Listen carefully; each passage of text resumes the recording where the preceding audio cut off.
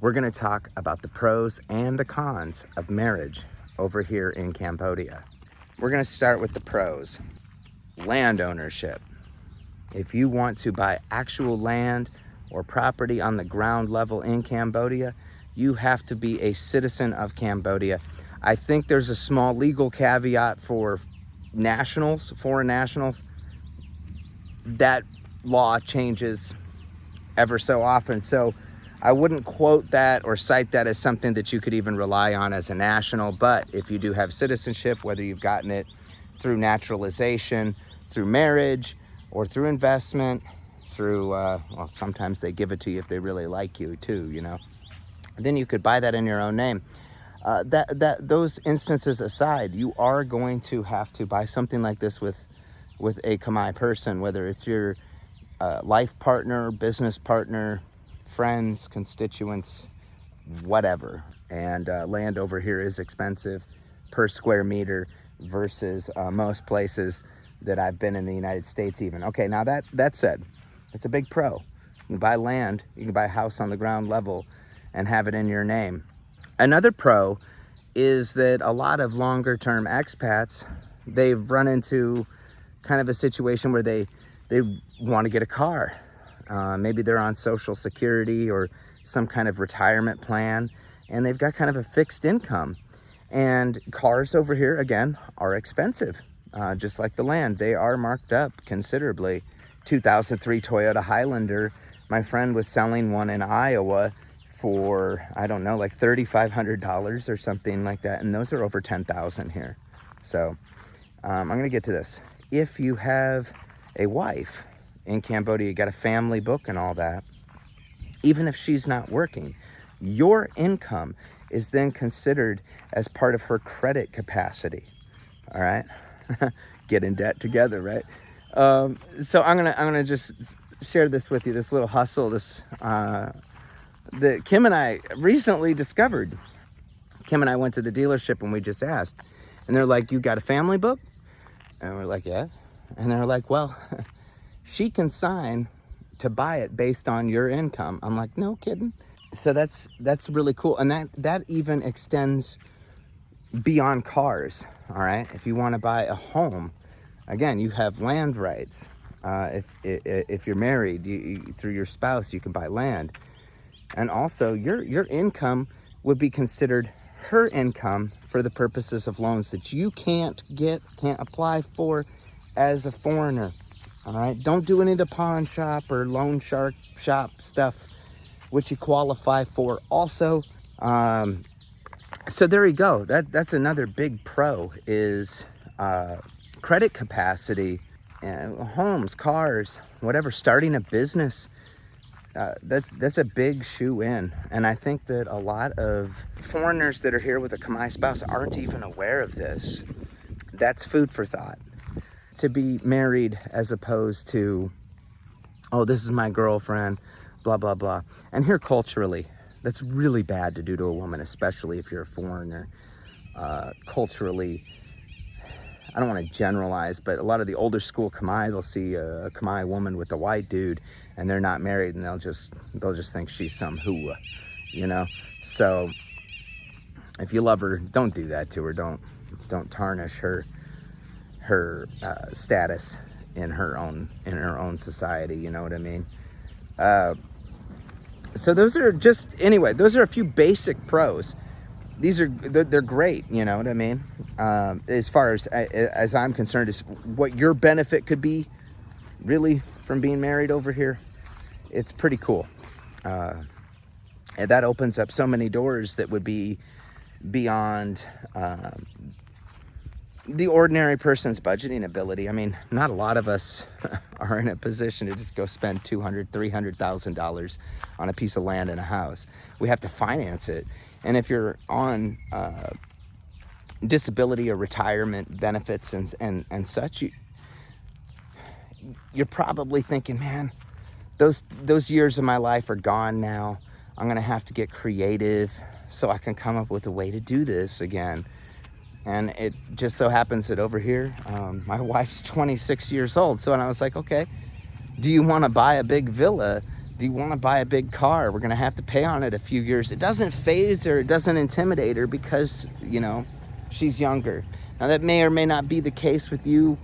If you're in your 50s, 60s, and your wife's in her 30s, 40s, you know, she may be a little bit more apprehensive to take on some of that longer term debt, but it's definitely worth looking into. And I'm going to tell you straight up, if you're buying land and homes and starting businesses here and you're married, the likelihood of you getting citizenship is considerably higher, because as the law reads, if you're married for 3 years, you live with your partner and you're sharing land, especially, there is a growing trend in Phnom Penh admin where they're making sure that those people have their rights protected by giving them citizenship. It's way cool. That closes a lot of doors of liability, and it ensures that investment keeps coming in here. It's a very shrewd move. All right, now we're going to jump into the cons of all this. Some are funny, some are really serious. Here you go. Let's talk about some cons here, right? The jealousy. Sorry, Kim. For the purpose of posterity, I am open and honest. As always, jealousy. I get it, women, I mean, even men, and oftentimes people in general can be really jealous of their partner, or potentially other people that are interested in your partner. Here, it's, in my experience, pretty serious, man, and it's kind of a double standard. All right, now, me being a 40-year-old man, I know I look good, dude. I know it. My wife is very sensitive to that. Very sensitive with social media. I still have my old TikTok with like 65,000 followers and, you know, and all that. And it was big, you know, but I haven't touched it in like a year and a half, man. Because all of my following was Khmer women for the most part. And it really bothered her. Where at the same time, if you look at her TikTok, Sophia Kim Official, right? At Sophia Kim Official, or her IG, you see this scantily clad, she's even wearing that at all, emo goth girl doing her little pinup poses and stuff, and she feigns that attention. And I get it. She's young and she's beautiful, but if I tried to start an IG account where I'm there with my shirt off and all oiled up and everything, granted, I know it would be a hit with you guys, but with her, I would get hit over my head with a frying pan. All right, so you've got to be prepared for that. It may seem like a double standard to you. Your spouse may not give a crap about what you think about their behavior when it comes to that stuff. Now, for me, like I said, I'm a little more laid back, and I'm supportive. Who takes her pictures? I mean, come on. So that's cool, but that's something to know ahead of time. The jealousy is a big factor, and that kind of leads into another one of control. Again, quite often here, there might be like a bigger than what we're used to in the West age gap, and I disagree with another YouTuber I saw make a video a while back, really popular guy, great information, and he said that they like older men. No, they like financially stable men if they're not going to have one of their own. All right, so when it comes to us, you know, you sure might find some nice women over here just like to have fun and party and hang out with you, but they're not going to be serious. They're not going to have only you unless you're cut from the cloth that women back home look for. Can this guy provide? Can he provide for me? We had a family emergency here. A family member of Kim's was in the hospital for about 2 months. Not only was there the cost of the hospital, doctors, prescriptions, at-home care, but also taking care of the family that came from out of town, and it ran to the tune of about $7,000 in expenses over the course of not quite 2 months, about a month and a half. And Kim broke her foot trying to help get this person into the hospital. So they look for that. They look for stability, reliability. Now the control part comes in. They don't want to lose that. Can you blame them? I think the stakes would be even higher here than they would be back home, even if you're sharing a giant house that's expensive. Either you have or you don't have here. The means to go out and earn and garner income is not the same as, you know, in our household having a couple $1,000 a month, man, versus, you know, what her salary would be like, you know, selling drinks, making, you know, $400, $500 a month or something like that at the absolute most. She's a pretty girl, she could do that, yeah, sure. No, what I'm saying is it's really bad by our standard what their life would be like without that income. So when they have it, I think it's natural that they're like, oh, don't go, don't look over there, you know. And I guess it took me a while to get used to that, because I've been programmed as kind of this alpha dude, and I was all about myself and MGTOW for a long time. The way I see it is, it's not like I've relinquished control over my life or my finances or anything like that. Is that I'm willing to compromise and share what's in the tent with another human being. You know what I mean? The control. You may feel like you're getting nagged at. You may feel like, oh, I can't do anything. I can't look at anything. I don't control my own wallet. Well, your wallet, its contents, as well as your testicles, become the personal property of your wife here. As soon as you sign on the dotted line, it's going to be a big adjustment for a lot of y'all. And being bossed around by a little lady this big, you know. All bullshit aside, there's one boss in my house. We know who that is. It's Kim. Another thing is a con, is the consequences of it not working out. The consequences of your marriage here not working out. Like a lot of states in America, which is my point of reference, you know, that's where my experience lies with all this, apart from here. If you get divorced, you share the property and money that you have together. And here it's the same as 50-50. If you're married, you buy a home, you buy cars, you buy all this shit, and you get divorced, you split it 50-50, which, again, took me a while to really kind of accept, but I'm not going to be that kind of guy. I love Kim, but if it didn't work out, I absolutely positively would not want her to be without. And even under the worst egregious of circumstances, in my calm, in my centered state of mind, I would want her to be able to go her own way with enough that I know she'd be all right and wouldn't have to go back to the life she had before, which was not good at all. So that's one major consequence of it not working out. That's a major con, is that if you get married and it doesn't work out and you bought a house or a condo, you have to sell it. 50% of that money goes to your spouse. As far as what's paid off, your equity, you know, but I'm not entirely sure. But if you still owe debts, I think that those debts will be 50-50 as well. And those are legit debts. We had a little issue up in Poi Pet, you know, several years ago. Kim had been married before. Her husband just kind of vanished, and she'd taken out a loan, one of those loan shark people up in Poi Pet, and it essentially paid the loan back 3 times or some shit with interest. And they saw her roll into town with this white guy and started showing up demanding cash. I just told them to their face, like, you come get money from me like you're Mike Tyson. Light or heavy, I don't care. Come get it. Come try. You know, that could be a con, carrying debt. Now, not all debt is something that you will inherit from your spouse. And certainly you can write like prenuptial agreements, which can be solid, and they'll be backed all the way to Phnom Penh. There have been issues here where, you know, people have separated from their husband or their wife, divorced, whatever. And Phnom Penh's like intervened and said, no. This foreigner came in and spent, you know, X amount of hundreds of thousands of dollars. No, you're not going to just take it all or half of it from him when you've only been together 2-3 months or a year or whatever the hell it was. I can't remember all the particulars of this story that I'm citing, but it scratched the memory there of one particular occasion. That is something to keep in mind. A bigger consequence, because money's money, you can always make more money. You can't ever make more time, you know what I mean?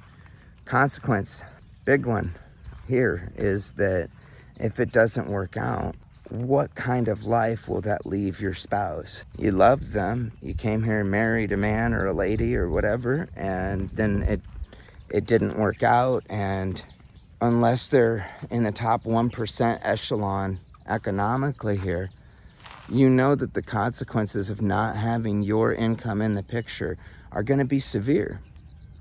You know, like I mentioned earlier, of the culture thing, they're already with a foreigner. There's not going to be another Khmer person that's going to line up to marry them afterwards, especially the women. When they're with the foreigner, and then afterwards, and how they're treated, how they're talked to, how they're looked at, talked about by men in their country. I'm not dogging anybody. I'm just saying that's a fact. There are counseling centers here. There are the Watts that have monks that specialize in social work. I mean, that's what monks do. They're social workers, old school OG social workers. I can't stress that enough. That is something that should be at the front of your mind before you even decide to get married, is what will you do if it doesn't work out? What are you going to do for them preemptively to make sure that if you did break up, would they be okay? And I think that you should. You can't come to a place like this and give somebody hope and then steal it from them. That's just not a good look. So, in summary, there are a lot of pros. There are a few cons, and those cons are probably going to be the same most places in the world, with the exception of the last, you know. And that's still going to be relevant in a lot of places too, especially if you're from like a traditional Christian community, farmland, USA, you know. People can be kind of judgmental about divorced women and that sort of thing there. So it's just something to keep in mind, you know. Make sure that it's what you really should be doing. Make sure that you know the letters of the law, what you can get out of it, what your spouse can get out of it. Make the most out of it. But I think above all else, you can avoid a lot of issues by only getting married for the only good reason to get married, and that's you love each other. Kim married me. She was ready to marry me. She didn't even know that I had the ability to give her the life that I do give her. She wanted me because she just loves me, you know, for who I am, for how I make her feel, for our connection intimately, interpersonally. We adventure. We're on a constant adrenal rush together. We have similar interests, you know, nature, food, clothes, culture. Get married for the right reasons, and you avoid a lot of the bullshit that could happen as a result of doing something for the wrong reasons. Nah, I mean. So anyway, just kind of pacing around back here in the countryside. Just wanted to make another quick little, I don't know if it's a walk and talk or if this is a pace around and talk kind of video, but I get a lot of emails and always have for the last 4 years about this, and I've removed some of my older content that talked about some of this. Maybe I was off color in it. I certainly was. So I want to make a new video about it and just kind of address that stuff kind of candidly, point blank for y'all, so that you really do get a good idea of what it's going to be like if you get married here. This was another Real Camerican special for you guys. Stay tuned. We've got another Cambo Inc. episode coming up. The first two, ironically, the Cambo Inc. series have been piercings. This next one, Kim's getting a puppy paw tattooed on her ass. So I'm sure you guys are going to want to tune in for that one. And we've got some other goodies coming up. Paris Bakery, the Yum Siem Reap Part 5. We've got another Yum video, which is going to be Mahop Khmer Moi, which is Khmer food #1.